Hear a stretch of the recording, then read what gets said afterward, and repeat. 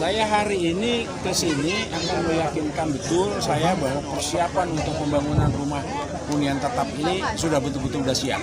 Sudah siap baik lahannya, siap administrasinya, bahkan siap juga calon penghuninya akan dibuat di sini. Ada 104 rumah yang akan dibuat, termasuk di situ akan kita buatkan juga ada musolanya, kemudian ada juga ruang pertemuannya. Keluarga ini nanti akan dapat masing-masing satu rumah yang ukurannya 6x6. Saya kira gambarnya sudah nanti dilihat aja di situ sudah ada. Seperti itu. Harap itu ya, berharapnya sebelum puasa dimulai kita sudah siap. Ya. Bagaimana? Oh, sementara ini dulu ya. Nanti yang lain juga sedang dibuat.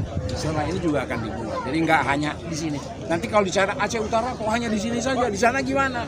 Aceh Utara ini Bapak Presiden tadi malam sudah menentukan siapa sebagai kepala Satgas untuk rehabilitasi dan rekonstruksi di Aceh. Di Sumatera Barat dan di Sumatera Utara.